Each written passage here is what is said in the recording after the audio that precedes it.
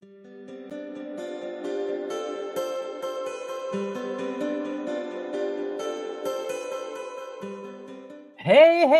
how you doing? Welcome to the Tarot Flow Show, everybody. The Tarot Flow Show where synchronicity is the star. I am your host, Alison Pickering. I'm in Los Angeles, California. So happy, as always, to be with my co-host, the student of all things spiritual, and my dear friend, Kefri Skarabus in Stockholm. Welcome, Kefri. How you doing? Thank you, Alison. I'm fine as always. Nice to Good. be here. Nice to have you. And let's check Thank out you. our special guest today. Yeah. He is from Queens, New York. I've met him recently because we have been across the screens from each other, building our audiences and finding our voices and all that good stuff. And he is a very, very talented writer and poet outside of his regular day job where he helps the people in the systems. And because we're all familiar with the bureaucracy, all three of us have worked in big bureaucracies. And our dear friend is here today. Please welcome OSWALD Perez. Hi, Oswald. How you doing? Hi. Good morning, good evening, and good afternoon, everybody. Thank you. Thank you. That is correct for all our different time zones. So we're having an international experience today. Hey, Oswald, welcome. What would you like to tell us about your life? What's going on these days? Well, I've just come off. I just come off releasing the paperback version of my first book. Hold on one second. Hey, congratulations. Let's check it out. Thank you. It's called the poet. I don't know if you can see it on screen here, but it's called The Poetic Journey, Staying at Home. I'm gonna try to adjust my camera to get the better shot of it. Yeah, Poetic Journey, Staying at Home. Congratulations. Congratulations to you, because you made good use of that COVID time, I see. I did. Actually, actually it was 4 years ago on this very day that the first iteration of the book, which was only available as an ebook, actually it was 4 years ago today that it came out. So it just feels apropos that here I am promoting your book. Fantastic. So we're all going to get Oswald's book. Yeah. Here I am promoting the book all these years later, and it never gets old to see the fact that whenever people read my stuff to me, or being asked to read my poems, as it was the case during the Croatia trip on the at the farewell dinner, our guide Nicoletta asked me to read one of my poems during the farewell dinner because because my words were such a hit with everyone on the bus. Wow! Congratulations! Congratulations! I just bought one of your Kindle books, Oswald. Thank you. I appreciate it. Both of you. I appreciate it. We read it with great interest. Excellent. Excellent. So let's take a look. So in terms of your life, you're a writer. You have now 4 years since the inception of your book during crazy COVID, and you made such good use of your time. We congratulate you. And then in terms of tarot, you mentioned that you had an oracle deck and once in a while would check that thing out. Do you have an experience with tarot proper? Well, we specialize in tarot virgins, my dear. We'll be gentle with you. It's sort of like it. Not nearly as mostly through friends who are more deeper into tarot than I am. At best, I do have the Gary Bernstein Super Activator deck. That's the depth of my experience, really. Cool. Well, I hope that this is a good experience for you today. Let's check out what we're going to be doing. We have a chance to briefly meet you now, and we're going to do a little segment in a moment after we look at our major arcana where we're going to unpack a card. And that's not the reading, but it is a way to look and see what is packed into a single major arcanum, a single major arcana card. And then we will take a look at the images in the minor arcana as well. And then we'll jump into a reading, which is, as always, not a prediction of the future, nothing set in stone, not, what this is. It's an experience for us all to have together here in a moment in time. And we're going to do this reading for your consideration. So whatever pops up and the words that we record and things like that, you'll have the recording. And then it will be for you to see what relevance it has for you over the next couple of days, because it can be very helpful to reflect on and consider and all of that good stuff. I kind of think of this as like we go through our life on a timeline and we're just bopping along, and you had a lovely timeline in another part of the world. And even then, there were probably certain moments where you would stop and have just a moment of contemplation. And in that moment, so much can happen. And so that's what we're hoping for, that in this moment, in this little 45 minutes that we're going to spend together, that we are going to have an experience where we can really look at what the moment contains, what do the images contain to consider, and then perhaps that's useful for us to chat about today and for you to consider and have that recording of. For those of you, anybody watching who's into this kind of thing and want to learn about tarot and have the opportunities for tarot talk and travel that we have it at ALISONPickering.com, please come on down to ALISONPickering.com and see what we have going. We're going to be starting our academy we are teasing it out in November, the month upcoming, and then we're going to start up in 2025 with our academy. So let's check it out. Oswald, what we have here in the major arcana, and this is there, 22 of these cards you can see up on our graphic there. And this isn't a person. This is a picture of like an entity. Let's say it's a psychological, it's an archetype.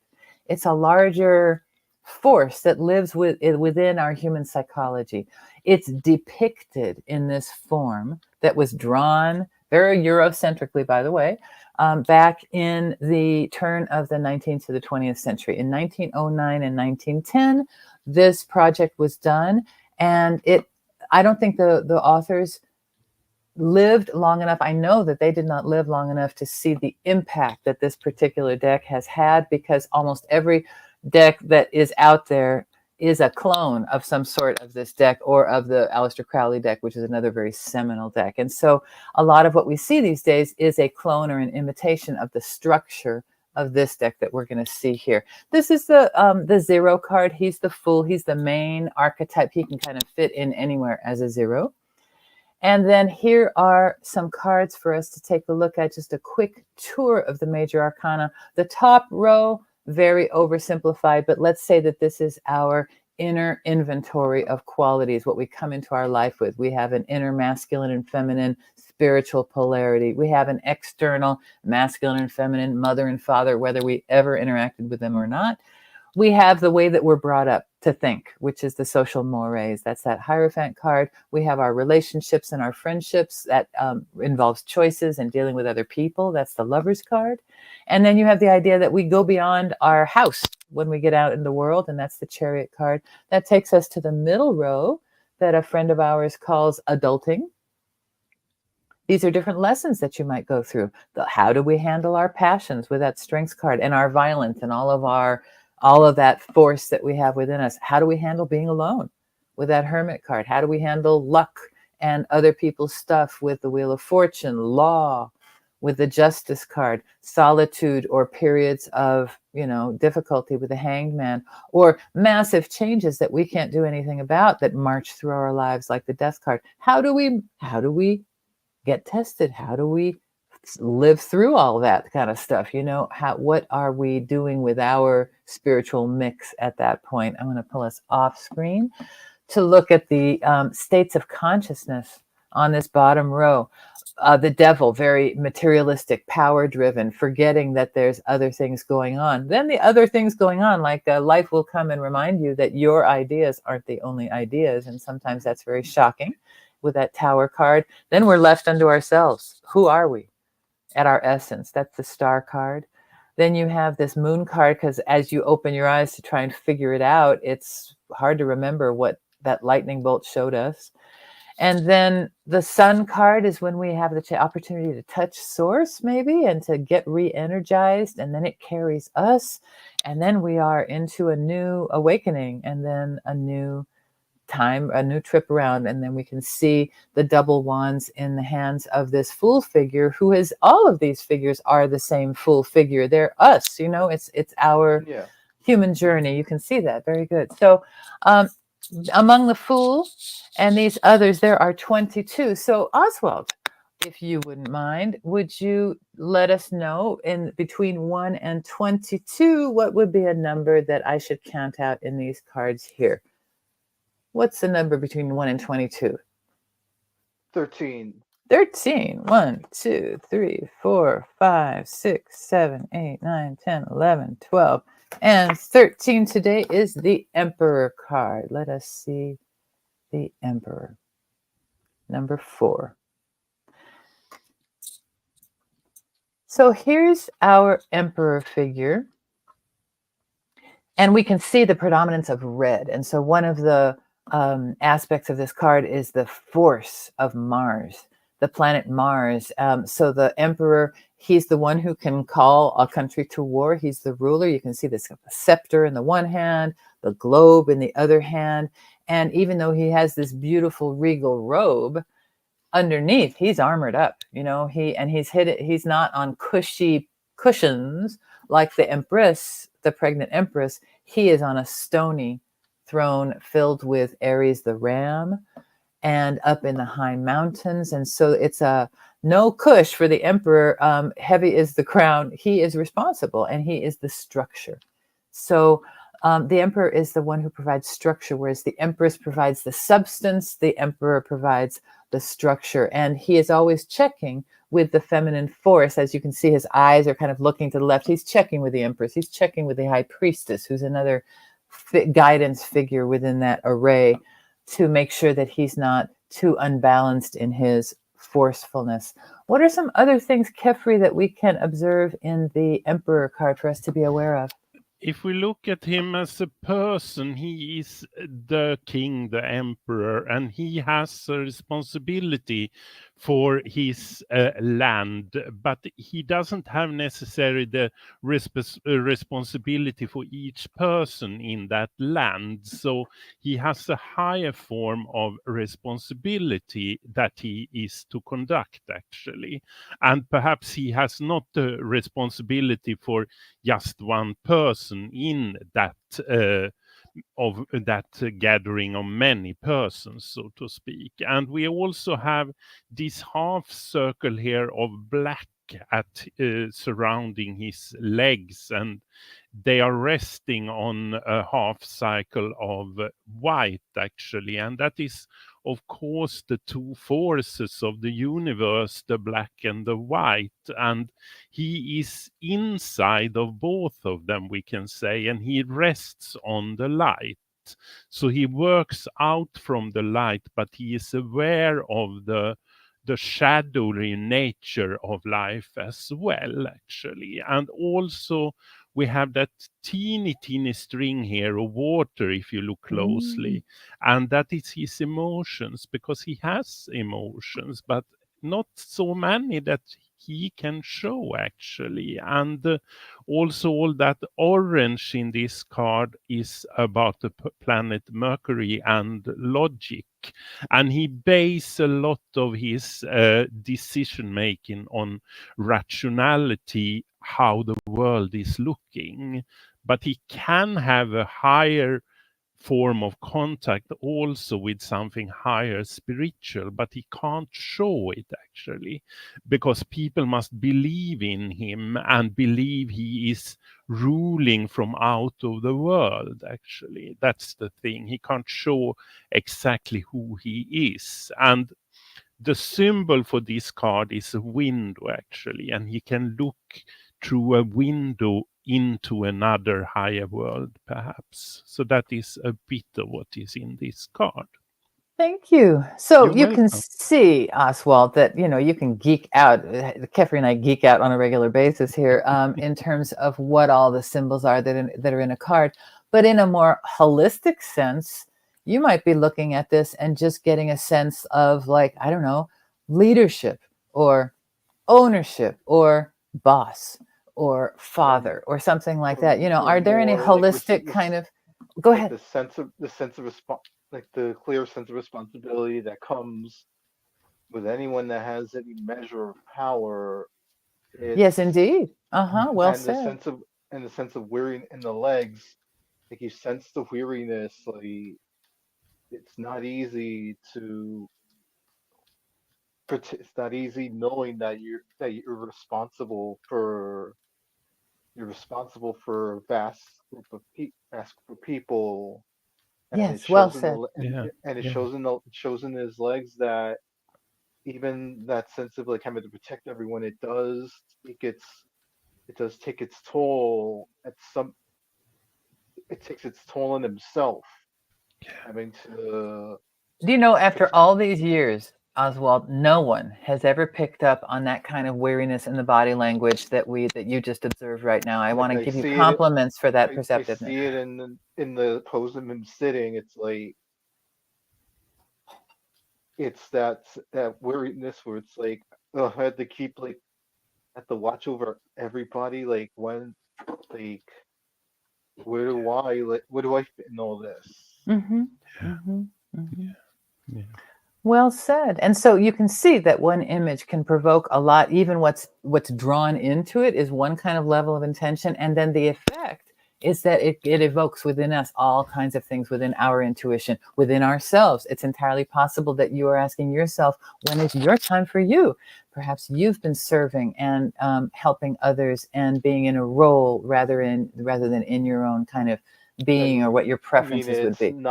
it's not too far off base Mm, where it's like you like for example at work I am pretty much like making sure that all the cases get rescheduled, and heaven forbid like I even one case even goes even one day over the fall, like everyone like picks up on it, and it's like you have to scramble to get it rescheduled ASAP, mm-hmm, mm-hmm. and So it's like everybody's got their realm. You know, you have your thing that you are responsible for, and heavy is the crown if something goes wrong, right? yeah, every to have my small realm in the calendar unit, and it's like it does, even though it's not like not obviously like consequential if anything goes wrong, it's not like it doesn't like completely affect me. It just I begin to like wonder like how could I miss it, like like I'm already like have so many cases a day that get dropped in that need to be rescheduled, and it's like a lot of the balancing acts. Indeed, indeed. So you can relate to this emperor, and you and all of us have within us all of these archetypes, and they are in play in our lives and in the areas where we have to act and embody our leadership, our responsibility, and to make sure that our the what we're responsible for goes smoothly. And when things don't, then all of a sudden the implications, people are suffering, and then we suffer, and so it becomes Or it's a reciprocal kind of relationship. either that or everyone's like wondering what happened. Everyone's like questioning, like wanting an answer. The same go like you can at Yeah, home, at work, why? like like it's it's a useful. It applies to pretty much every part of one's life, honestly.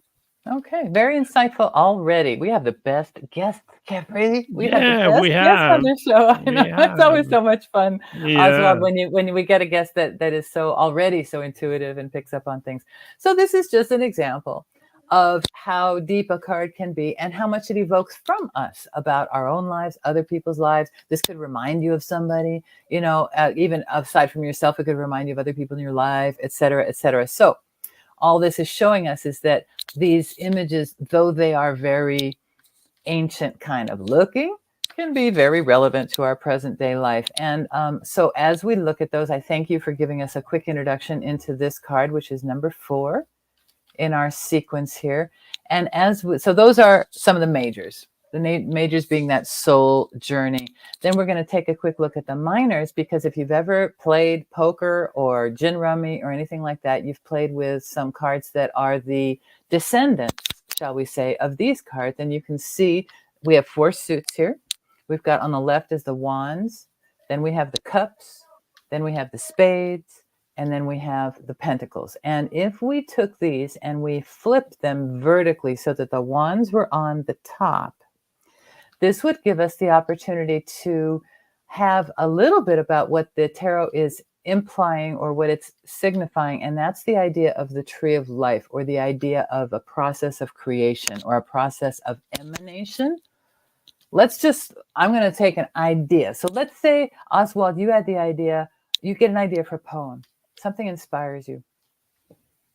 You don't know where that inspiration comes from. You know it got triggered. Something made that into, but you don't know exactly where that came from. You want to be responding to it, but you don't really control it. That's exactly, the one. because if I don't respond to it, it's gonna be gone. Like that's like usually like it could literally be anything that like crosses my mind, or anything that's observed in my line of sight that could instantly spark an idea. And then once I have it, like I'm like quick to open up either the notepad on my phone or the notes app on my iPod to like jot something down, even if I'm like waiting at the bus stop in the morning and something like comes up. And when you're doing that, you're going through the entire cycle that we're looking at here. So you have sped through in every moment like that, in a virtual way. You're going from that idea. So you got the idea, right? So you have to care about that idea. That's the emotional piece. You have to want to do it. It has to be important to you. That idea has to be important for you to pull out your phone or to pull out your thing and start making some notes and start recording those feelings. That's the cups, is the feeling tone. You can see the knights down below. The one guy has the idea. The next guy has the care, the quest. And then after that, if you're going to take it further, you're going to probably take it out of your phone and then get it onto paper. You're going to string it out and figure out what the order is it's going to be in. You're going to make a plan for it. Not on paper? Like sometimes on paper, like I do a mix of both, like paper and virtual. I'll like jot something down, like have like a rough idea of what I want of the poem. I'll come back, I'll let it sit for a little bit, and then come back to it and see if it can stand on its own, or if it needs a bit more. But the thing is, I don't want to I don't want to overthink it either. Yes, indeed. And so all of those processes are depicted in here, because what you don't want to do is spend hours and hours and days in the swords, because that's a painful place where you're constantly trying to make decisions. And so we're going to draw back from your poetry process, and then think of just generically speaking, bringing an idea into inception. You got to have the idea. You got to care about it. You got to kind of line it up and make a plan for it. And then, only then, is it going to be in the flesh, which is that pentacles. So we have the fire, the water, the air with the swords, and then the earth with that pentacle. Why a 5-pointed star? Because we have 5 senses in our body. And our body is the way that we deal with the world. This is our tool for dealing with the world. And this is what we've been given. This is what we cultivate within ourselves. This thing that we have to work with is our currency. It's our coin in the world. And then the other thing is that in the world, in the flesh, in this, we're in time. And time is slow, and things take time. And that's the idea of that Knight of Pentacles, why he's so slow on his black horse there, is because it's showing us that in the earth, you have to plant things. They have to develop roots, sprout up, go through a whole process before we can eat, for example, because we need to eat, because if we don't eat, we're going to die. There's this idea of time and a whole process in order to live that's implied in those pentacles. Exactly. It's my process. Like I jot down the words, eventually go through Canva.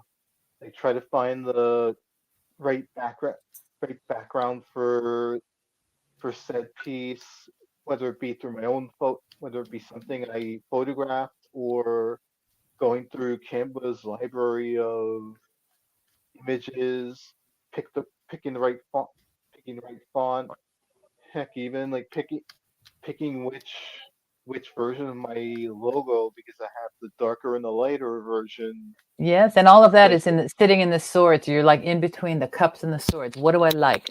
What decision am I going to make? You know? And then ultimately, once I get all that sorted out, when to run it. Like, I'll sometimes sometimes like if it's like sometimes I'll have pieces that are like so spur of the moment that they don't see the light of day on my Instagram feed, and some pieces I'll sit on, like I'll complete the process of running it through Canva, and it'll still be, it won't be like posted immediately. Like there's a certain degree of order that goes into when something gets posted.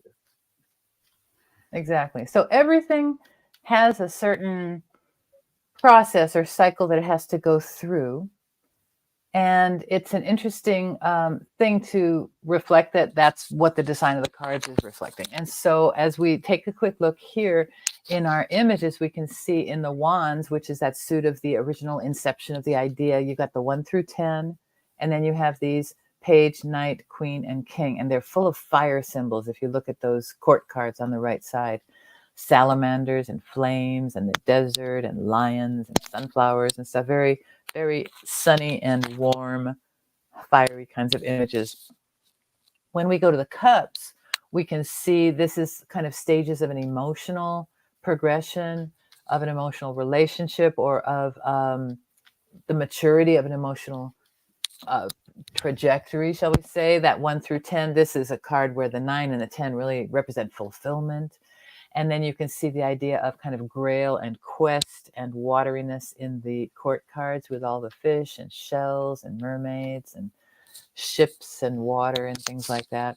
Then we get into this decision-making phase, the swords, which is the intellect and planning and thought. This is where you got to make the cut, you know, this is where the decisions come down, and it's a process of separation, you know, this yes, this no. This is where it gets pretty binary.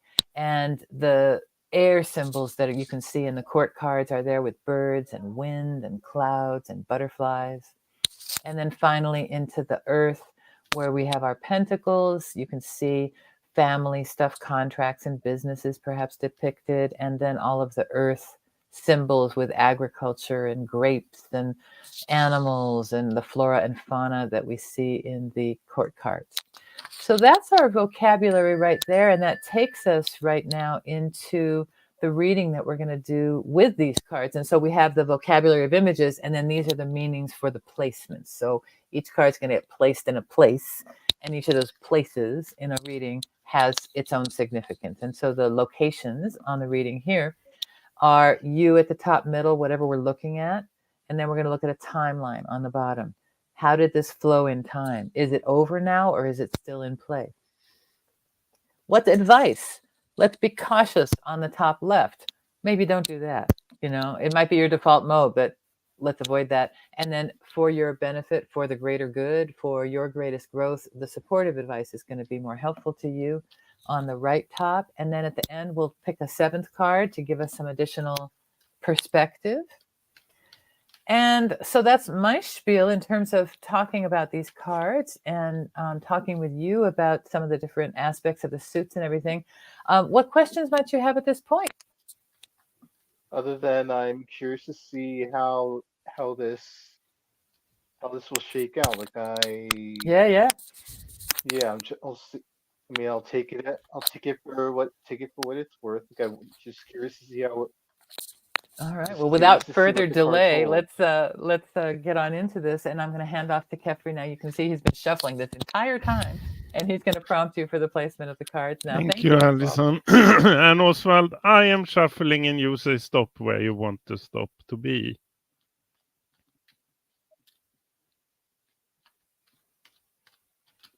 Stop. There. And cutting, do you want to cut the deck, and how many times do you want to cut it? 3 times. 3 times, thank you. 1 and 2 and 3, and we are ready to go.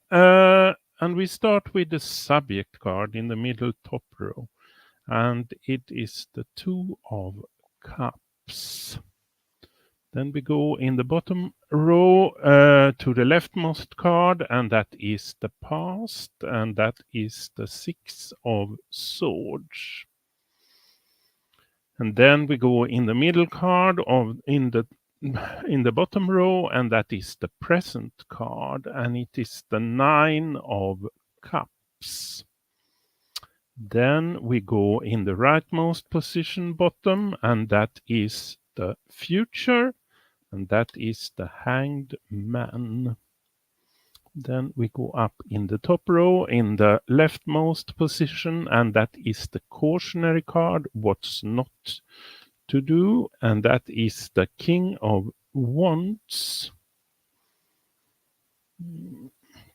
King of Wands. And then we go in the rightmost position in the top row, and that is the advice card, what is advised to do, and that is the Knight of Cups.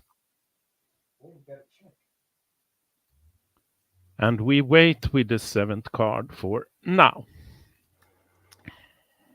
Thank you. Okay, so let's go ahead and put up that 2 of Cups, please. Yeah. And certainly one thing we can notice here, so we've got 1 major so far. That's pretty proportional. 1 to 4 or 5 is pretty proportional. But the out of proportion is that we have 3 cups. And so the overall tone of this reading is going to be, there's a lot of emotion and about talking about emotions. Firstly, let's look at Honestly, it sounds about right. I tend to be the person that wears his emotions on his sleeve. So well, you're a poet, my dear. You know, it's your business. Yeah, poet, and when over the years you've been reminded of that sensitivity, how that you're sensitive, you do get emotional, tend to get emotional quick, like easily. So it kind of it tracks. Yeah, for sure. And then we can talk further about that. But what I would just want to say is well done to you, because what this card also represents is the idea of coming into a healthy balance. And so it can also be that you have recently, or that you have in mind someone that you saw eye to eye with, and this has become someone that is important for you because you see a kinship and you see a possibility of a meeting of the minds, a meeting of the hearts. And so as much as this can be about finding someone externally, it's also about falling in love with yourself. It's also about understanding that you yourself have aspects and facets that are important and need to be joined together for your strength of personality and for your greater good and for your realization of yourself with a capital S, because you indeed are important. And if you've ever been cast in the role, it would be, I wonder, Oswald, if it would be interesting for you to check out some of the work of John Bradshaw. He talked about family dynamics, and I don't want, this is not the subject of the reading. I just want to, as an aside, sure. He talked about family dynamics, and there's another woman who also did some work. This is in the 90s, when you were born. They talked about the person who was the most sensitive in the family would end up taking all of the emotional brunt. Everybody would be repressing, and they're wondering why this one over here is always expressing, because they had the least amount of self-repression, and they're the barometer for everybody, you know? Yeah, that sounds about right. When you hear for years the whole, oh, boys, you hear pretty much like the same old tropes. Oh, supposed to be macho. Boys aren't supposed to cry, or like supposed to have to be. And yet, your sensitivity is your gift to the world, as you're showing with your poetry. Exactly, the sensitivity sensitivity is the superpower. Indeed. And that's brilliant. And so look at you seeing yourself in a new light here. Exactly. As well as anybody else. So as you see yourself in a new light, other people are going to be seeing you in a new light as well, which is a lovely reciprocation. And so this idea of the reciprocation of your feeling in your outside world is also depicted here. As you come into balance in yourself, the world starts responding. And the health that we see with that intertwined snakes, like at a pharmacy, Yeah. you'd see that caduceus, that Yeah. lion and the wings. And so what you can see is Leo and Scorpio. There's sex, there's life, there's kundalini, there's vitality, there's love. And so there's love growing for you, for yourself. And as you feel the love for yourself, you can also interact with others and feel love for others. And so that is a beautiful thing to have grow within yourself. This has not been the easiest process. Let's take a look at the bottom row. No, it hasn't. Like the type of person who will tend to keep to himself, like most of the time. Like I'm usually not like this, like outgoing most of the time, unless like less prompted or like in the perfect situation. Like I'm more the quiet person most of the time. Yeah. And I see some vestiges of that old identity in this boat. But you yourself are taking yourself to a place of greater expression. So in terms of this, let's unpack this card a little bit. It's a 6. The 6 in the Kabbalah, in the Tree of Life, sits squarely in the middle of the sun, SON. Okay, so the sun as the center gravitational force of our galaxy, or of our solar system, better said. That magnetism of the sun is there. And it's also the sun in terms of like son of God kind of thing, is the idea where the 6 sits. And so it's in a place of balance and source connection. Okay. And the 6 is a balance of thinking. And so what this card is reflecting is your coming into, and among other things, but one of the things that this card can represent is your coming into a greater balance in your own mental self, in how you evaluate your life, in how you evaluate yourself. You are seeing yourself more clearly now. You are moving yourself to a more safe place emotionally and a more healthy place in terms of your thinking. And so, and we can pause this if you need to break for a moment. No, I'm good. It's just like trying to find that space where it's like that place of safety and emotion. It's like hasn't been easy to attain. It's like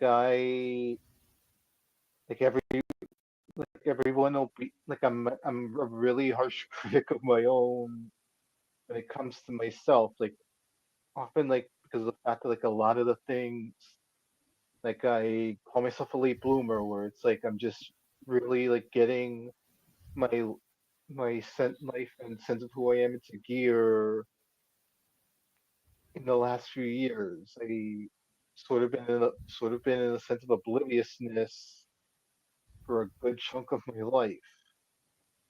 And a good chunk of your life, you're a young man, has been with that weird lockdown that we had, to be kind of stuck in a house. You know, it's a big percentage of your life. Between the lockdown, between the fact that I have cerebral palsy, so for and the sense that there was a need that they need to be protected at all times. Like even though, so never I was so like so had that as my shadow all these years that I never really like figured out who I am outside of it. That's more or less what I'm trying to make up for lost time these days. Brilliant, brilliant, brilliant. Oswald, you are so brilliant, because what you're doing is you're showing us and expressing to us how you are expanding your identity from this single kind of thing that was your heavily like central thing, I am this, whereas this is just like a very minor aspect of who I am, who you are, you know. And so hats off to you in publishing your book, in expressing your thoughts, in letting us in the world see who you are as a man inside. And hats off to you for having the wherewithal to carry yourself across the water in that way. Can you see the metaphors that I'm using that are Yeah, based in this card? Yeah. So the yeah, cards are just, there's so I much do. language within these cards. Can you see how the water is rougher on the one side of the boat than on the other side of the boat? Yeah, it's like And how and how back those of the neck. riders have to trust the guy who's poling the barge over the water. They can't mess with that formula right now. And so trust in yourself and trust in the guidance that you have been receiving and the guidance you've been taking, you know, for yourself as you guide yourself across the water and as you seek guidance from others. It's interesting that we can't see any of these faces. And so what that tells us is that this is well and truly behind you and that the best is yet to come. And that you're moving to a much more healthy place, and we can see that health again depicted in that the significator card. Would you show us that too again, please, Kefri? Yeah. So that's that balance again. So this idea of coming into your own, coming into all of the aspects of yourself, your masculine, your feminine, your lover, your soldier, your screamer, your whisperer, all these different, you are not one thing and you're not limitation. You are expression and an infinite interior life. You know, look at all that strength. And so let's look now at this present time card, or the card that came after, shall we say, the one that follows on from that 6 is this beautiful 9. And so there is this sense of pride. There's the sense of trophies. There's the sense of accomplishment. You have been, and with good reason, proudly displaying your expression, which is your product, which is the wine that has been distilled of all of what you have gone through in your solitude, in your isolation, in your introspection, in your analysis and distillation. You have been brewing a heady brew, you know, and it's lovely for you. And I wonder how many poems there are in your collection. There's 9 trophies here on the table and a bunch more under the table. This is like the bartender who's just keeps serving them up, serving them up, serving them up. So I'm sure there are zillions of poems still within you to be expressed. And maybe you're going to be writing songs too. Sorry, can I? Yeah, we're going to put a pause on this one moment. Thank you. Welcome back. So as we take a look at this 9, do be proud of what you have managed to do as you have moved yourself and married yourself, you know, in terms of as you come into your own identity and you recognize all the different facets of yourself. It's a great feeling of satisfaction, and it's appropriate that you feel that way.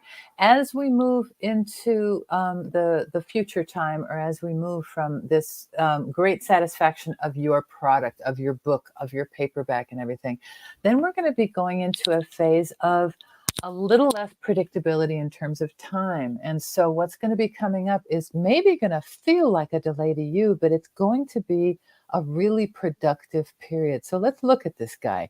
He's kind of stuck, but he's upside down, but he's not uncomfortable.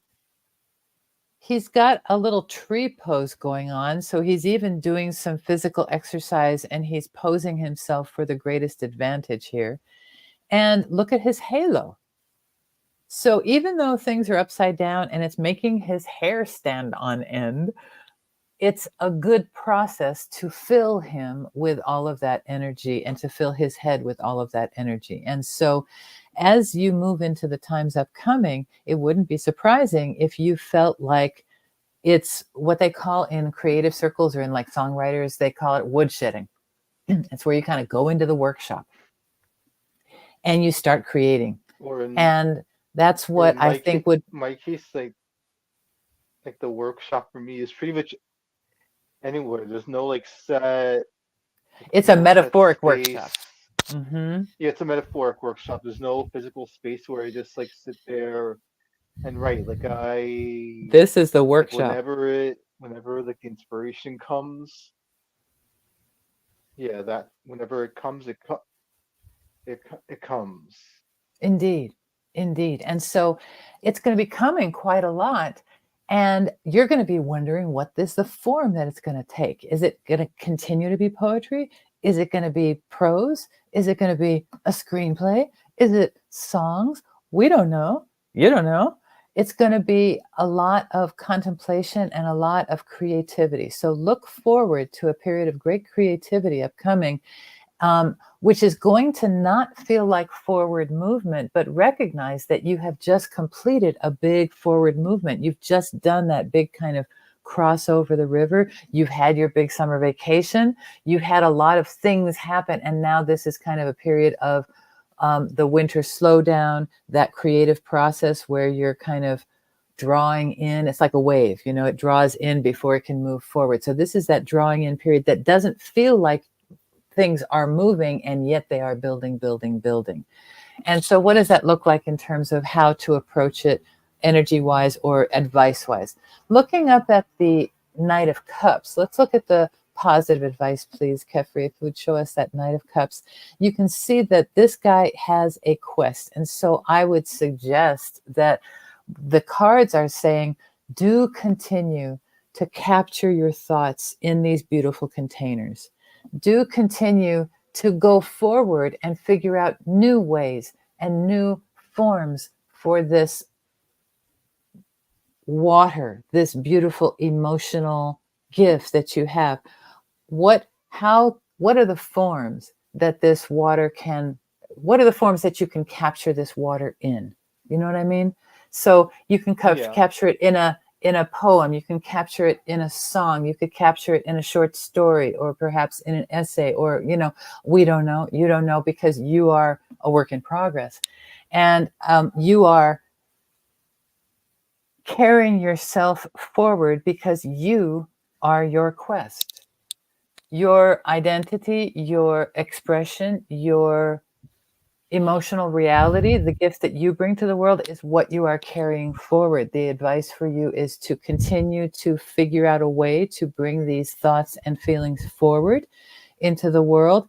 And it will be helpful for you to be in a contemplative mode and to be as receptive as possible. So just continue to be the vessel that you are for these thoughts to arrive. Let's take a look at this King of Wands. Yeah. Our King of Wands is our advice against. And one thing about the King of Wands is that he moves on from success to success, and it's next, and it's next, and it's next. And he does. That sounds like me in a nutshell, really. Like I will go from like one like I'll go from like one thing, like say the vacation Croatia was done, and like less than 72 hours. Oh, you plan the Here, next what I one. had to Yeah. you know, it was more. No, it was more. 72 hours later, I'm like I had to like remind myself, Oswald, like you just came home from Croatia. This trip was pretty awesome. Don't even think about like going mentally moving on from this quite so quickly. So you're even giving yourself the same advice. That's hilarious. So you yourself recognize your tendency to run and run and run to the next big thing.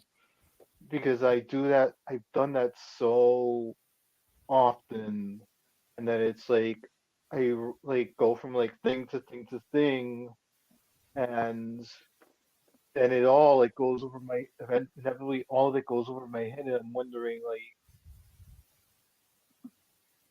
then I reach the point where it's like, okay, like a lot of this happened, and you completely completely forgot that you actually did all this because you're so gung ho on keeping moving on.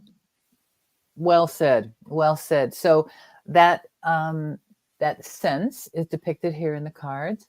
Let's take a look at the 7th card that we have available, Yes, because it's such a nice pair to it's this the King of Wands. it's the Queen of Wands, actually. So There what we're seeing is. here, Oswald, is that so you have this recommendation of the Knight, and notice the direction he's moving in versus the direction that King that we looked at a moment ago is going. That King is looking to the left, and our Knight is moving to the right, and that's the same direction that our Queen is looking. And so the indication here, and notice the difference between the wands. The King's wand is off the foundation, and the Queen's wand is on it. Kefri's going to speak to that a little bit, but this is also indicating that the introspection is appropriate right now. It's important for you to consider what you are bringing to yourself before you bring it out into the world. And so this may be a period of self-feeding, so to speak. That Hanged Man is feeding his head by pausing in the outward motion and letting all this like run to his head, so to speak. In the same way, the Queen is keeping to herself all the stuff that she knows, and she's the big manager. She manages all this stuff, but she doesn't tell everybody about it.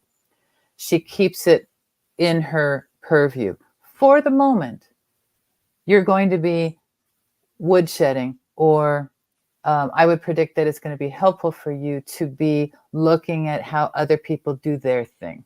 Looking at song structure. Maybe you want to take a songwriting class. Maybe you want to take a screenwriting class. Maybe you want to learn a software for turning your stuff into something else. You know, there's going to be the opportunity to expand in the poetry, and go more into the poetry, or into another direction, or into a way to distill that into another product. I mean, I think that there's going to be all kinds of ideas that are coming to you, but you don't have to bring them out into the world immediately. There's not an urgency to bring them out into the world. In fact, that's the recommendation against, because that's a bit of your default mode. So the recommendation is to just pull it in a little bit and keep it in-house for a while. Okay. In-house for a while, and let yourself be the cauldron for this soup to cook. I'm getting into the Halloween metaphors there. Right. Let yourself be the vessel for this, so you don't have to measure your success by the outward world. And I mean, you've had the experience of putting out this product to the outward world, and now you have something that you can promote, and you can be outward with that very comfortably. But what's next? Exactly. Like I have is you, and then that's I do have this thing that I can like. So this is what I have. This is what I have to offer. I can call into my other like moments where I've like previously published to like demonstrate this is the work that I've done. Like I don't have to be like I don't have to go, and I could let things like sit. Like, I don't have to be in such a hurry to keep up with everyone else that posts on Instagram every day. And that's impossible, isn't it? And it's more like it's hard not to like wonder like I know I try not to focus on like the algorithms, the likes that, or like wonder like, oh, why am I not getting like what am I like doing wrong, where it's like I'm not like getting like people aren't resonating with what I put out there. Yeah, that thought comes into my head at times, and I begin to wonder, am I really as good of a writer as everyone says I am? So it's not that uncommon to like think all of that. I think that is super healthy thinking. Honestly, that shows that you got a solid head on your shoulders. And it's going to be helpful for you to recognize that, but you don't have, but you've also proven yourself. So no longer is there that need within you to prove yourself to the world. That's done. I mean, you can continue to do that, but you've established yourself. And now you can sit in that for a while. You don't have to keep insisting that that's your identity or that's who you are. You can sit in that for a while and then do your redefinition internally, and then you can reemerge with that other aspect of yourself at whatever time you're ready. true. When There you're ready. is there When is you're ready. there is ro- there is room to reinvent, and I don't have to like do it on anyone else's timeline except my own, Exactly. And Stacy except on my own provides a weird terms. kind of, and Stacy's brilliant, but she has a speediness about her that doesn't match my speed, and I don't know how it matches yours. Everybody has their own kind of operating rhythm. And we don't need to operate on other people's rhythm. We need to operate on our own as well. We can No. take ideas and we can learn, but we don't have to be defined by other people's parameters. No, it's only of our own parameters. Exactly. Exactly. Kefri, I'm going to hand off to you. Oswald, I Yeah, hope this is a useful process to look at these. We have another class that's going to start in a little while. I'm going to hand off to Kefri so that you have the benefit of his insight. Yeah. Yeah, thank you, Alison. I will go a bit fast here as we have a bit of time restraints for the moment. But it's like something has happened here, and that is your creativity that has started to emanate, actually. And for the moment, you have built a base, a foundation that is ready, but it is not filled for the moment. And I think that you feel an anxiety how you are going to fill it quite fast, and you don't need to do that, actually, because as Alison has been saying, you need to relax and take it easy and let things come to you.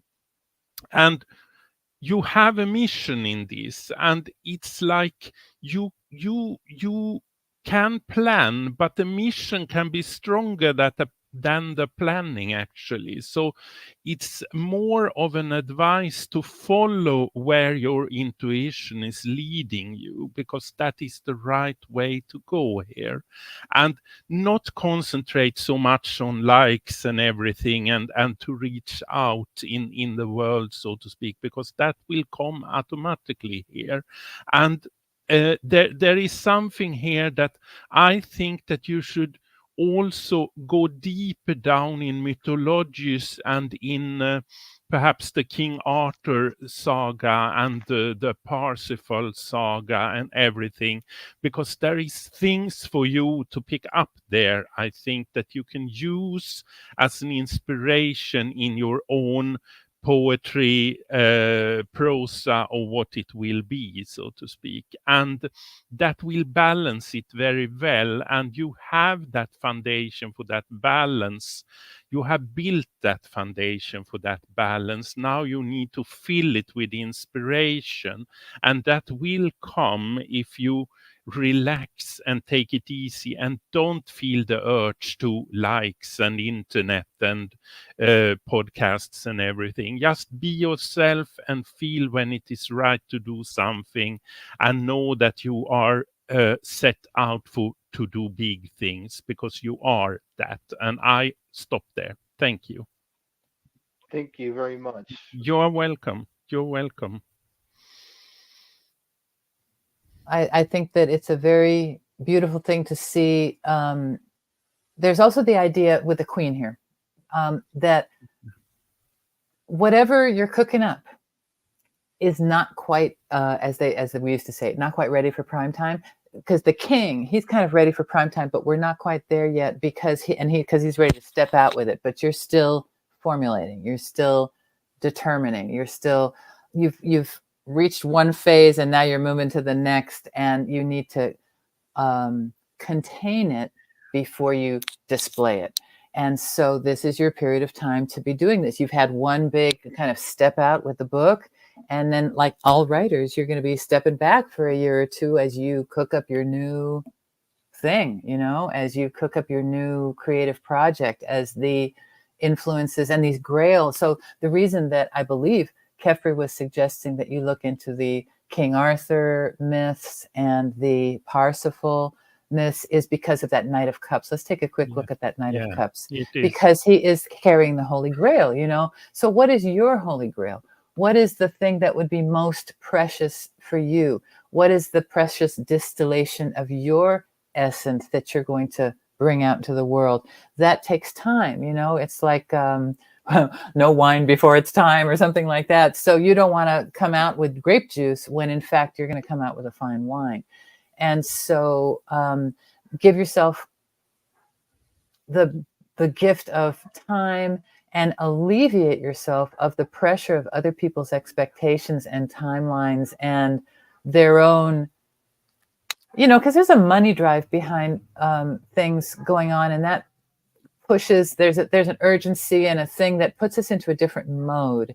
It's into a dollar mode as opposed to a creative mode. And I think that it's going to be really helpful for you to stay in the creative mode. Notice that we have no pentacles anywhere on this reading. So it's really not about the dollar mode, and it's not about coming out with a physical thing at this point. It's really about your heart and ensuring that your heart is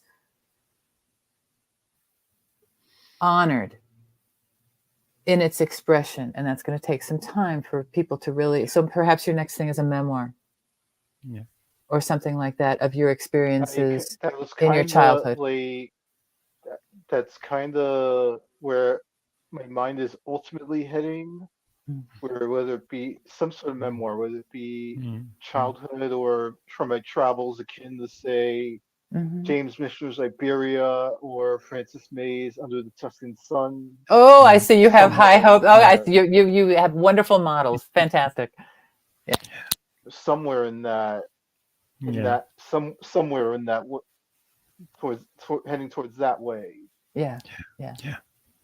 And going from kind of isolation into world travel is such a big, distinction there. And so what I'm curious about how you that the process of bridging those gaps and things, and for others who also haven't yet dared to do that, your things will be very inspiring, I believe. Yeah.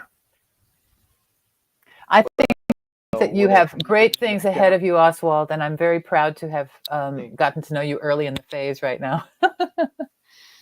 Thank you. It's all part of the, as the cliche kind of goes. It's all just the journey, not the destination. Yeah, exactly. Yeah.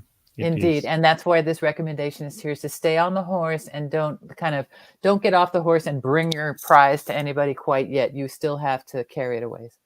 Yeah. Right. And it's precious. It is. Precious. Back to our Tolkien references. Of course. So I thank you. This is the Tarot Flow. You are certainly more than welcome to join us in the future, so we can get a little update a couple months down the line, maybe. Hey, thank you both for having me. Thank you. I hope this is useful. I'm going to send you the recording, and then as you replay it, perhaps it will be useful for you to contemplate. And that's our intention, is just to give someone it's a bit of a feedback reflection to help you on your journey, and to ensure that your journey is beautiful and successful, and that your quest is realized. So all the best to you, Oswald Perez, in your future travels. Thank you both so much for having me. Thank you. Yeah. Great to be here with you, and we'll see you again soon. Thank you, everybody. If you've been here this long, then bid Oswald a fond farewell as we play him off with a little music here on the Tarot Flow Show. Thanks, everybody.